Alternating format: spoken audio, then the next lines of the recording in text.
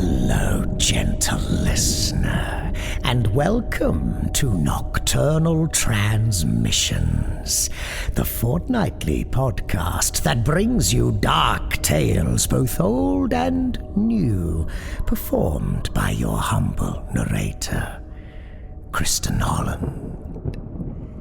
This episode, we're very excited to be sharing another tale from Vincent Robert Nicoud, the author who brought us Teratology, the story of a hapless uncle who takes his young charge to a sideshow attraction and suffers monstrous consequences, and Scarlet Caprice for solo violin, in which an aspiring composer is commissioned to create an impossible piece of music, with hell to pay should he fail, or succeed, for that matter.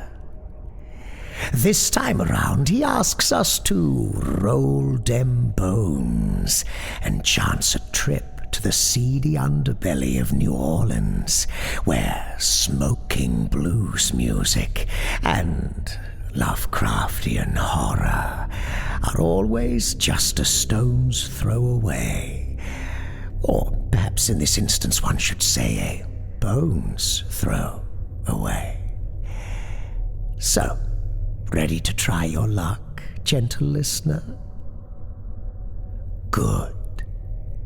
Nocturnal Transmissions is proud to present Part 1 of our two-part presentation of Vincent Robert Nicoud's Bone, Dice, Blues.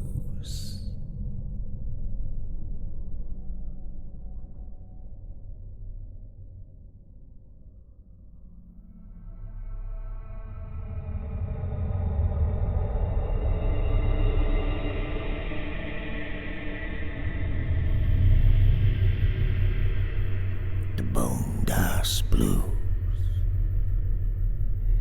I heard a lot of people holler about the blues, saying they ain't listening to no hoodoo music. But I'm gonna tell you about the blues.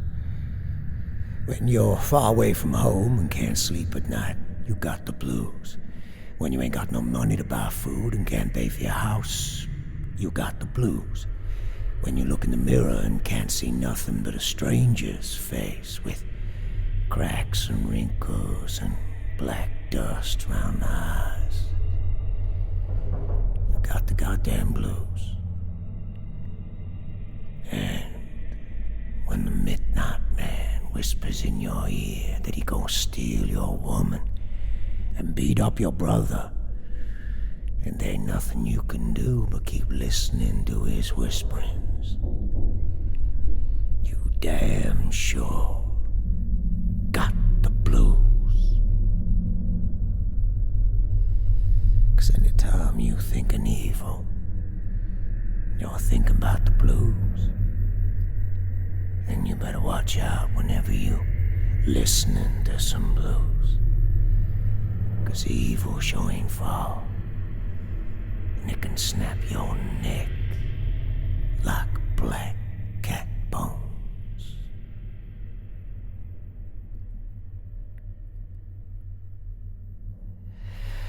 I hated the stranger's look from the minute he entered the club, strutting around like he owned the place.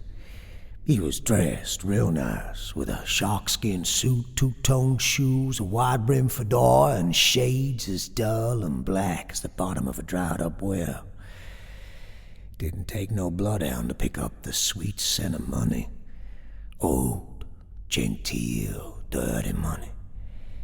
And I couldn't pass up the chance to get me some of them greenbacks. I watched as he approached the counter and gently tapped the brass top with his walking stick. The light was always low in the Mephisto Club. Shadows have a way of smoothing over all kinds of shady business that wouldn't take place in the daylight.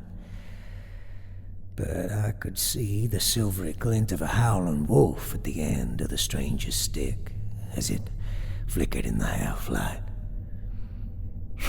Who did they think he was? Count Goddamn Dracula. I went back to nursing my beer and kept studying him from a distance. He looked like an easy mark, the kind of fella I could wind up and rip off in my sleep without him suspecting a damn thing. Yet, I'd not get ahead of myself before I knew the man's intentions. Who was I kidding? I took another sip of beer. Ain't nobody coming down to the Mephisto Club with no good intentions. The joint's smack dab in the middle of Perdition Street, just off the left-hand way and next to the crossroad. Open from twilight to the first streaks of dawn for beer that tastes like muddy water. The best soul-crushing, heart-rending blues in town. And a good measure damnation on the side. Ain't no finding the place without darkness in your heart and mischief in your mind. The stranger, I was convinced, was no exception. It'd make it all the easier to string him along. Crooked men make better chumps. But it'd be more dangerous, too. I was just about done with my watching, and I was fixing to make my move when I saw my mark beckon to Jessie, the Mephisto Club's waitress.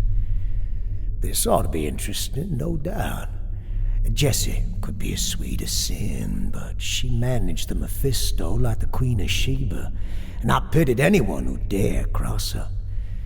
She'd been turning tricks on the side long enough to deal with the likes of this man, no muss, no fuss. I tilted back in my chair and kept watching some more. The stranger grabbed the counter with both hands and leaned over it, probably whispering sweet nothings into Jessie's ear. Damn fool. I couldn't hear what he was saying, 'cause of the music, but I expected she'd put him right back in his place. After that kind of treatment, the poor bastard would be ripe for the taking. Could almost see dollar bills raining down on me. But no. Jessie backed away like she'd been burned by something scalding hot. From behind the counter, she looked at the stranger, eyes wide with shock and disgust. Her face frozen in disbelief. Like she'd just discovered a writhing nest of snakes right under one of the chairs.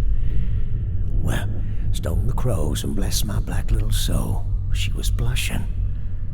I never thought I'd see Jessie's cheeks turn red. Not in a million years. I couldn't resist any longer.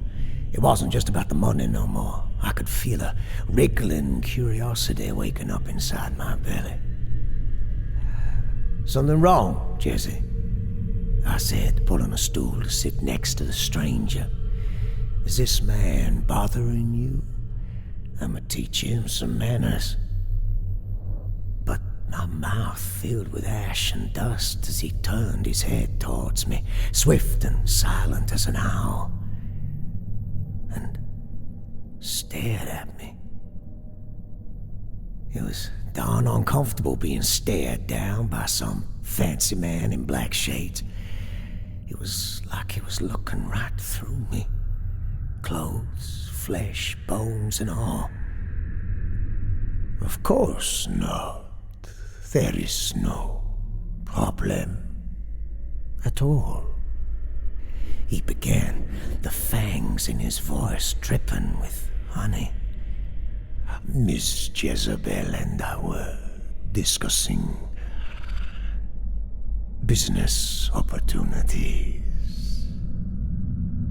He paused and gave me the look of a farmer appraising cattle.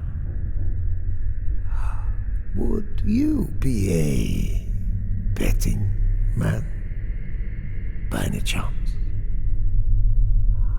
I near about fell out of my chair and burst out laughing. The fella might be a queer customer, but ain't no better kind of mark than the one that sets itself up. He nodded to himself, slowly, believing he'd found a kindred spirit. "In this case, could I possibly interest you in a little wager. What's your poison? I said, flashing my best smile. Cards, fights, horses, roulette, dominoes. The name's Lazarus Johnson, but folks round here call me Aces, 'cause ain't nobody better with a deck of cards in these parts. Monsieur Aces, cards are for gypsies and sailors. The Grand Hazard and the Yellow Stain are my games of choice. But I will settle for any contest involving dice. His grin widened as he hissed this last word, his pale lips stretching over too many teeth. I can't say I know about stains and hazard, but I'm feeling hella lucky tonight. I'll bet you $10 on a roll of dice. What do you say? Now, if you're gonna swindle someone, always start slow. Trust me, you won't get no payout if you jump straight to the end game. Make them work a little bit. Rope them in. Give them hope that they can win. That they hold all the cards. And then... No, I will not play dice for trifles. Where's your sense of fun? We make a nice, big bet.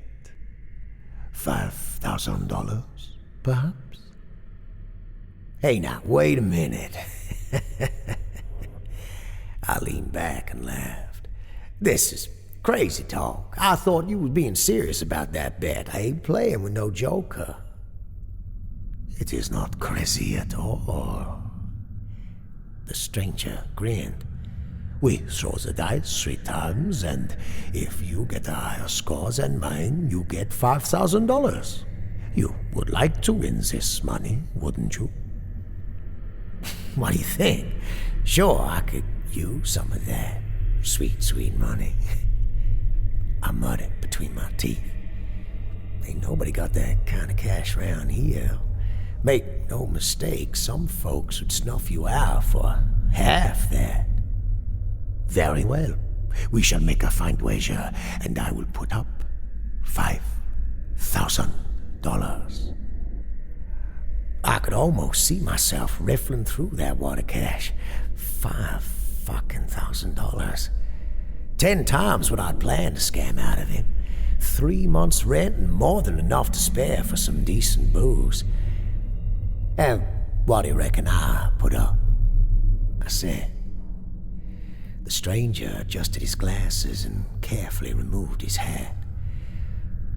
I would never wish to suggest anything untoward, nor indeed to ask you to risk anything that you cannot afford to lose. Do you understand? Then what's my stake?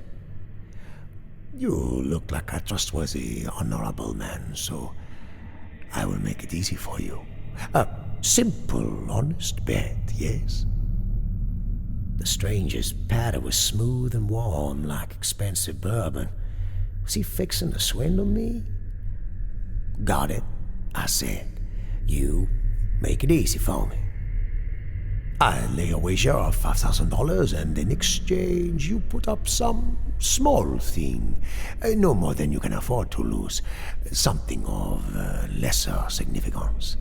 And if you happen not to be so successful in this enterprise, it does not hurt too much, and you do not feel too bad about it. And what would that be? The little finger of your left hand. Wait, what in the hell did you say? The tip of the stranger's tongue flicked out of his mouth. Why not? You win, you get $5,000. You lose, I take your finger. What do you mean, take my finger? I thought you were done with the nonsense. Swish, slack, I chop it off. End of story. I couldn't refrain from laughing. Sweet fancy Beelzebub on buttered toast. Ain't that a crazy bet? You must think I'm a goddamn chump. The stranger picked up his hat and shrugged a tiny, patronizing shrug. Such a shame, he said, shaking his head. I must confess that I do not understand. You said that you wanted $5,000 and that you were feeling lucky, I believe was your special turn of phrase, yes? And yet you will not wager anything. He snorted, got up, and nodded to himself. Well, I suppose I will have to take my business elsewhere. Silence was thick around us. I noticed the stage was empty. Jessie had shrunk behind the counter, blanching at the stranger's looming shape. I caught a few half-muttered jeers from some of the regulars.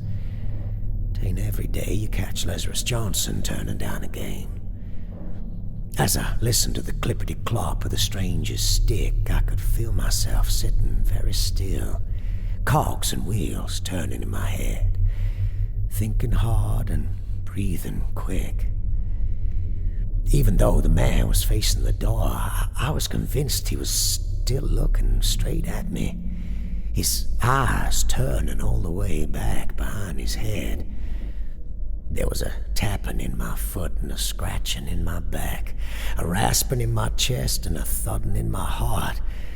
There was a howling in my head and a prickling in my skin. Wait a minute. I heard myself croak at last, just before he reached the door. Let me run through that wager once more. He stopped and turned his head towards me, his body barely moving. You say we throw the dice, and if I beat your score, I get $5,000. But if I lose, you take my little finger. A fitting forfeit, don't you think? But I believe you do not feel so lucky tonight after all. Another time, perhaps.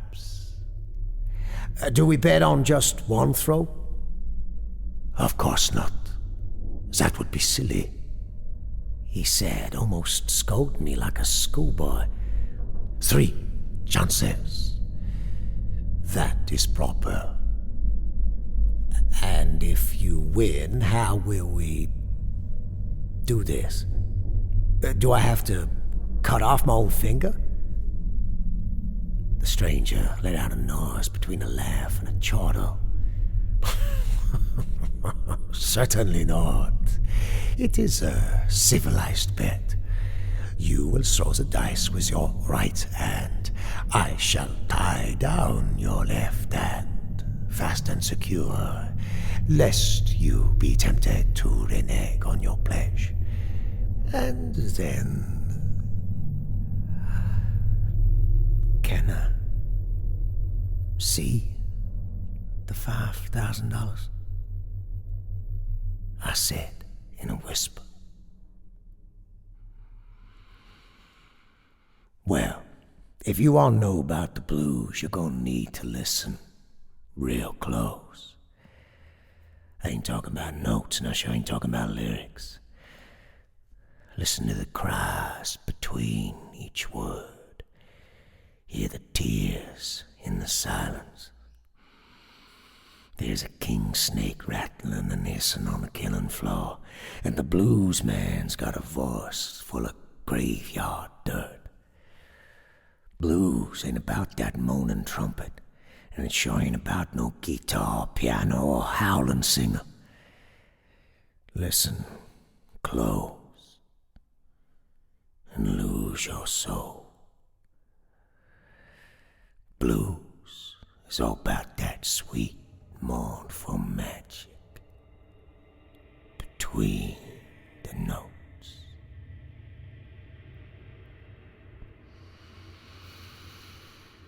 Say what you will about Johnny Two Worlds. Say that he's a lazy bastard, a good-for-nothing drunk. Say that he's about as useful as a steering wheel on a stinking mule. Say that he is no better than a bum, and that he ain't got a pot to piss in or a window to throw it out of. Say that he's my brother. But the man can't sing the blues. he's got the voice. From the first raspy whisper to the faint echo of the very last note, it's like he's plucking your heartstrings, tying them in knots and weaving spells around your soul. And yet, when he stumbled onto the stage that night, hell, I barely paid attention to him. A small crowd gathered round the table to watch the stranger making preparations. He pulled an amputation kit wrapped in leather from under his cloak. A small hammer, a saw, an assortment of blades of various shapes and sizes, pliers, nails. A piece of string. In case of complications, he said without raising his head from the neat arrangement of tools on the table. That son of a bitch looked like he'd done this a million times before. He never stopped to think on what he was doing. It was like everything was all right, perfectly normal, move along, nothing to see here, thank you very much. He never dithered, never fretted, never looked troubled, not even one bit. Hammer, nail, string, scalpel, skin retractor, cleaver, saw. He knew exactly what he needed and how to use it. This whole setup felt wrong, like the weirdest, most pointless scam you could ever dream of. After a few minutes, 4 nails were sticking out of the table a few inches apart. Carefully, but without giving me no notice, he took my left hand and placed it on the table, palm up, fingers stretched between the nails. "Hold still, if you please," he hissed. "The nails on string only to make sure your hand stays in place when I chop off your finger. If I encounter any difficulties, I shall apply a tourniquet to prevent excessive bleeding and use this." He pointed to a few sharp and barbed instruments to expose the bone. However, I very much doubt that I shall need to resort to such measures. A well-adjusted struck with a cleaver will usually do the trick without undue mess. Do not worry, it should not hurt too much. As he went along with the preparations, the stranger was growing agitated, almost giddy. Finally, he showed me the piece of string, like a magician about to do a rope trick.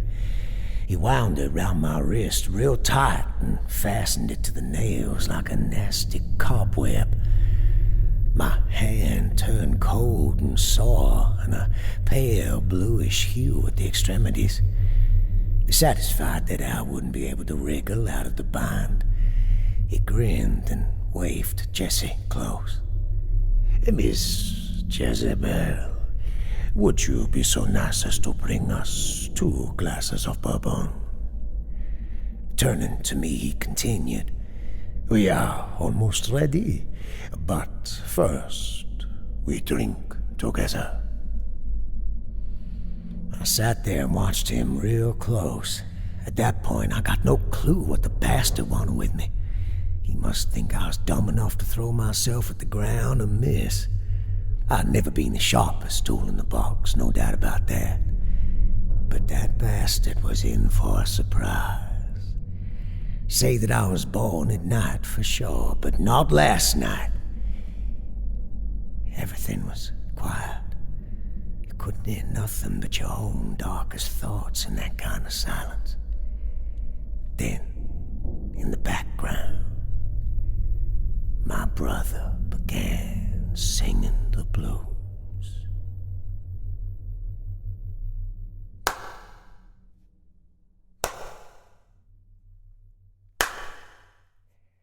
I'm going down to St. James Infirmary,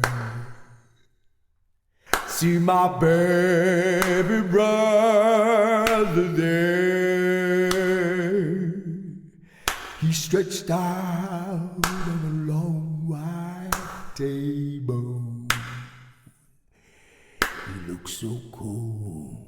so sweet, so fair.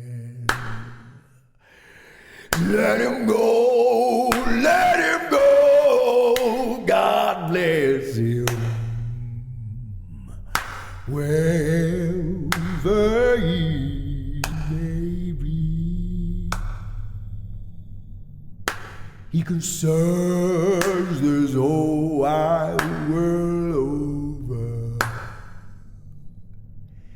He won't ever find a better brother than me.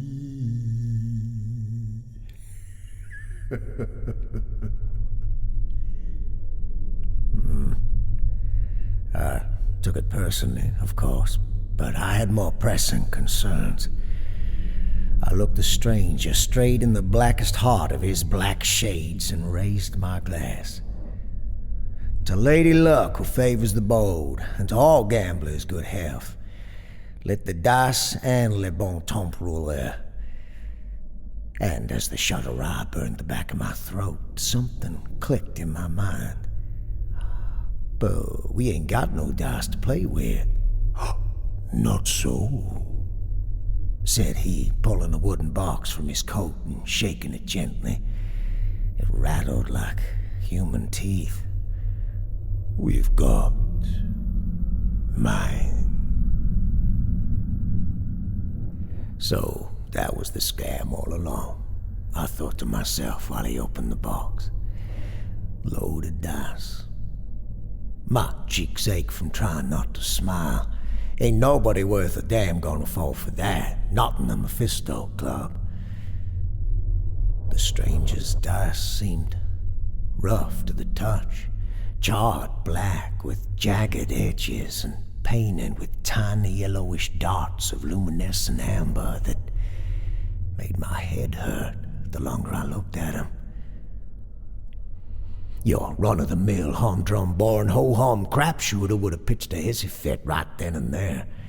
And if the stranger had been any other crook looking for a quick buck, and not a stuck-up, disrespectful bastard, I might have given him a chance to back off. Tough luck for him. There's no chance I'd pass up the opportunity to give him a taste of his own medicine. There was something he didn't know about me. Something that made me smile, although the dice were loaded clear as day and my hand was on the chopping block. My brother got his name 'cause he always got one foot in the beyond. Johnny Two Worlds was never quite all there. That's where his voice came from. That's why he could make a hooker blush and squeeze tears of joy out of a stone by humming half a melody. But he ain't the only one in the family with a gift. He's got the voice, but I've got the touch. You see, everything's connected in this whole wide world, and I could see, even touch, the strings and threads woven between all things.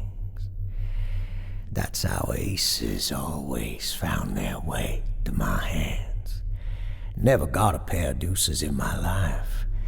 I pulled on them invisible strings, and snake eyes turn into midnight, 12 o'clock, winner, chicken dinner. Loaded dice or no, there was no way I could lose this. Are we ready? The stranger said, his hands resting on the dice like he was going to fondle them. Please choose the die you wish to use, and I shall have the other one. We shall roll the dice at the same time and call out our scores aloud. If we are tied after 3 throws, we shall go into sudden death. Does that sound fair to you, my friend? It smelled like the biggest pile of stinking horse manure I'd ever seen, but it hardly mattered. Always let your mark think they've got something up their sleeve, and then take it away from them. Take it all away. I put a finger on the left eye. It tickled like black cap bones. I'm ready, I answered. And you? Quite ready, he said, lifting the cleaver above my hand, ready to chop off my little finger. The heavy blade caught the light and gleamed like a cruel smile. Jesse winced and looked away. A few people in the audience flinched or smirked. Johnny kept on singing in a slow, plangent voice. I didn't move at all. My whole being was bent on one thing and one thing only. I picked up the die. It buzzed in my hand, cold and heavy. The stranger raised an eyebrow. Well, let us go ahead. He clenched his fist, blew on it, and with a sharp flick of the wrist, let the die roll on the table. I threw mine and watched as the die went bouncing and clanking on the hard wood. I tried reaching for them invisible strings with my mind, but I couldn't do nothing. As I turned my inner sight towards the rolling dice, all I could see was an all-engulfing, inky black abyss, like a pair of dying stars collapsing upon themselves into a black hole at the nethermost depths of hell.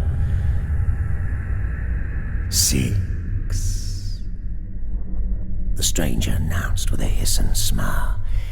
His voice sounded hazy and dull in my ears, like it came from far away. I looked down, uncertain of the result for the first time. 4, I said, and there was a lump of black coal buried in my throat. Good, I win the first round. The crowd gasped. One of them sore losers from a week ago sniggered at me. Fear near about overwhelmed my mind.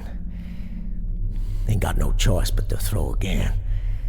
That time, though, I couldn't bear to take a peek.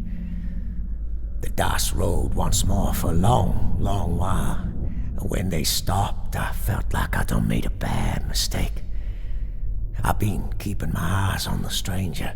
My teeth clenched so hard I feared they'd crack.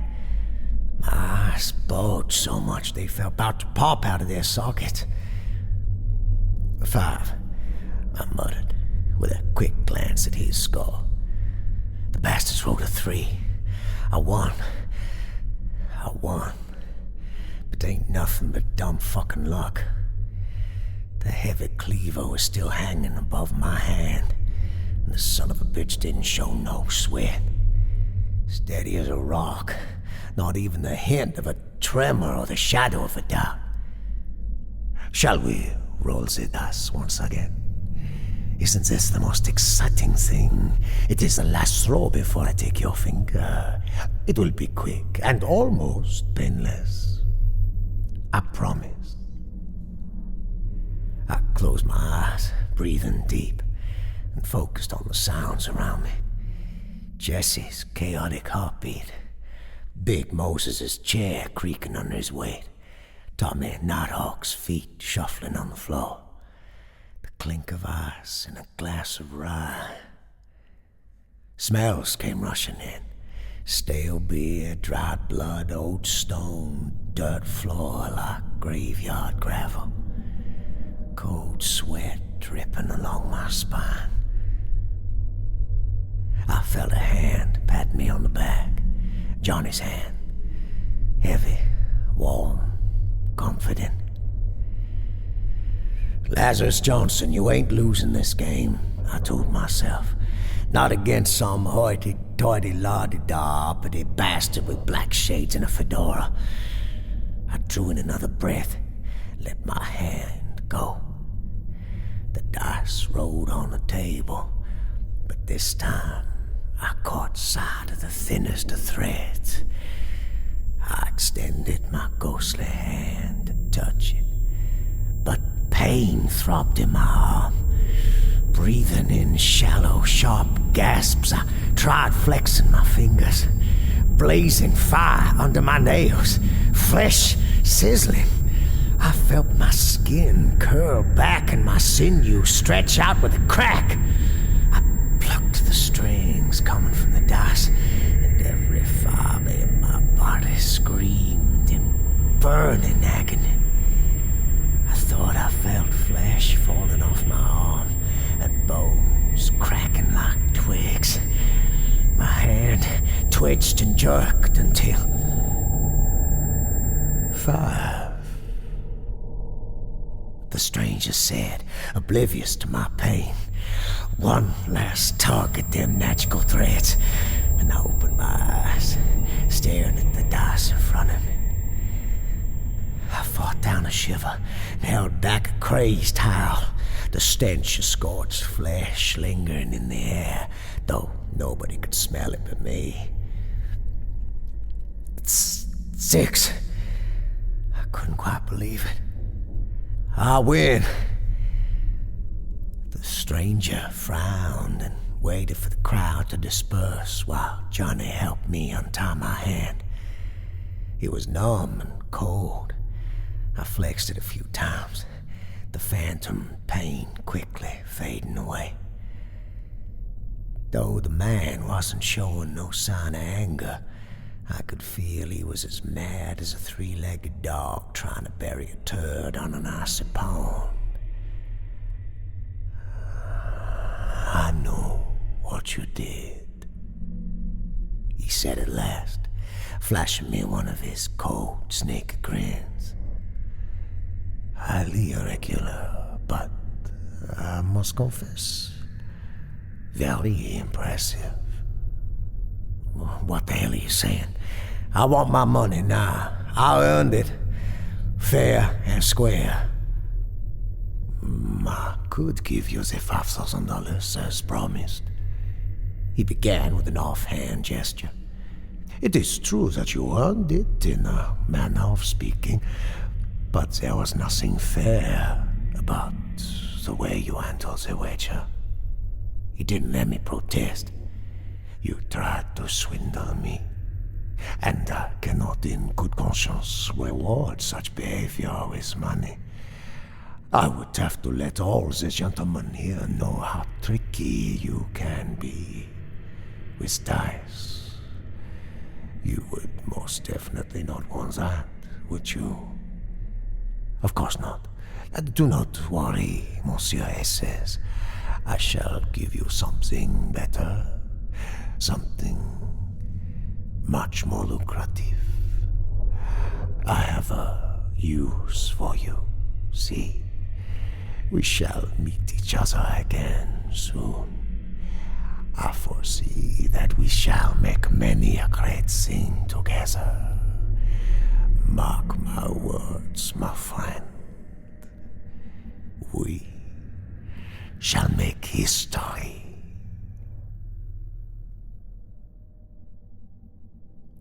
And just like that, the stranger was gone. On the table, he'd left a card which read, Otis Lafitte, Carcosa Plantation. I spent the rest of the night trying to forget about Otis Lafitte and his black-boned eyes. In between drinks and dances, I often thought I saw a shape with a wide-brimmed fedora, an old-fashioned walking stick, and shades as black as bottomless pits. Each time I rushed across the crowd of partygoers, street musicians, junkies, and tourists to put these paws on his face and get me my $5,000. But it didn't make no sense. Soon as I thought I'd done catch up with him, poof, he was gone. I got close once or twice, creeping up behind him, but no matter how sneaky I thought I was, I got made before I could get to him. Every time. When I got home, the moon hung low in the early morning sky, pale and golden. Johnny was waiting for me on the porch, cross-legged, a guitar resting on his lap. Ever since he had split up with his band, the ring shop goofers. He'd been living with me. We was never close before that, but he was family. And there's no way I'd let family sleep on the streets. For days on end, he'd snooze on the front porch, waiting for the sun to go down. Then he'd spend the night playing some blues on the Chitlin circuit, jamming in some run-down clubs, or busking for booze near the crossroads. I got him some gigs at the Mephisto from time to time, but the crowd there got sharper appetites. Didn't want to listen to no sweet serenades. "Morning, man," he said, strumming a few notes on his guitar. "Ain't that the nicest thing you've ever seen? So smooth and tight, curves in all the right places, like a damn fine woman. Damn fine, let me tell you. And you ain't listened to her sing yet. She squeals just right when I slide my finger down her neck. Never heard anything like it." It was the most Johnny had said in a few weeks. I'd been trying to figure him out for most of my life, but I could never quite get what was going on in his head. Sometimes you'd have better luck pulling teeth from a gator's mouth than getting a word from him. But there were times when you couldn't shut him up. Too bad the fat mouth was mostly talking bunkum. "Quit messing around, Johnny. I ain't in no mood to listen to your squealing or squeaking or quacking or whatever. Get to bed and leave me be." "You gotta listen, man," he said, grabbing my arm. "I got myself a new git fiddle, a real jewel. This ain't no cheap stuff for touring the juke joints. It's got style, it's got mojo. It's got the signs of the 7 seals scrawled in 7 sacred alphabets. A hustler like me knows there's stuff you just don't go messing around with. And those kind of words got all kinds of alarm bells ringing in my head. If you know where to look and what to look for, you could end up with stuff that'll turn your blood cold and scorch the back of your brain. How Johnny might have gotten his hands on something like this, I didn't know and didn't care, but I had to take a look. I pried the guitar from his fingers. He attempted to get up and shove me away, but came tumbling down on the floor instead. "Damn, I played so much till I done give me the limber leg," he said, half to himself. "Give it back, man, it's mine. I need it for my new gig. How am I gonna play without my new gift fiddle?" I let my finger run across the instrument, feeling its weight, getting used to its shape, and plucked a few strings. Now, I never pretended I was a musician like my brother, but I knew right away something was up. Each twang made the air around us throb like thunder. There was a thrill in each sound, like it was shaking me down deep in my bones. For sure, there was powerful mojo in that so-called git fiddle. "Where the hell did you get this?" I said, trying my best to keep calm. "How'd you get the money for it? 7 sacred alphabets, give me a fucking break. It must have cost more than our goddamn house." Johnny grabbed the railing and pulled himself up, struggling to stay balanced. He glared at me like he was staring daggers and lunged forward. A straight razor flashed in his hand. "Give it back!" I put the guitar back on the chair and held my hands up. "Tell me you didn't use the cash we was keeping for food and rent. Not to buy another fucking guitar. We gotta eat, man. How am I supposed to pay rent? The roof above your head ain't free, you know." He picked up his guitar and slumped back in his chair, like he done walked a long time in a strange land and the spark in his eye been snuffed out by too dark a night. I knew I wouldn't get another word from him, not in quite some time. "Johnny," I said softly, "you gon' need to set it back if you don't want to starve. I know it feels good. I know it prickles your fingers and light your heart on fire, but that's just a goddamn guitar. The music's inside you, man, not in some fucking git fiddle. Without your gift, it'd be nothing to write home about. That last part wasn't a very convincing lie, but it seemed to have an effect on him. Write home about? He asked, raising an eyebrow. Who's that writing? I shrugged. You tell me. He gripped the guitar a little harder and slid his razor blade up and down the neck while playing some chords. The sound it made didn't seem to be in tune. It was alien, almost freakish. There came a kind of turn in the rhythm where it got so eerily beautiful I could feel myself tear up and shiver at the same time.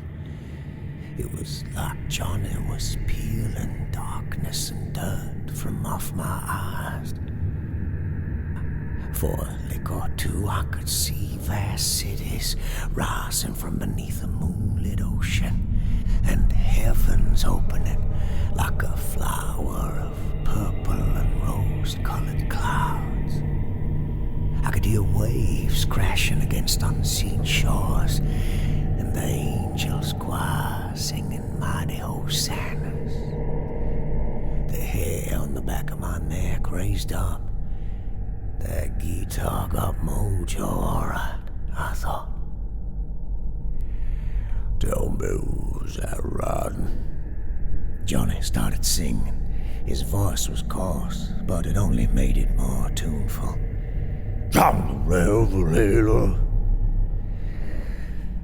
I knew I couldn't take the guitar away from him. It'd break him. There had to be another way to sort that out. Money situation. I pulled Otis Lafitte's card from my pocket. It was crumpled, stained, and had a yellowish, sickly sheen to it. Tell me who's that riding? He repeated, louder. John the Revelator! Not that it was going to be something I'd enjoy, but the man had all but said he needed my services, and he had promised it'd be, what was that word he used? Lucrative? Tell me who's that riding? He said again, but there was gravel and pain and ghost in his voice. John the Revelator! I nodded along and answered. Wrote the book of the 7 seals.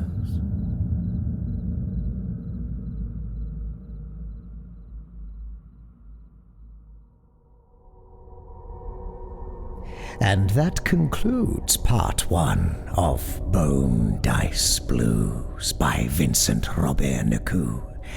Join us next time to see how the dice land.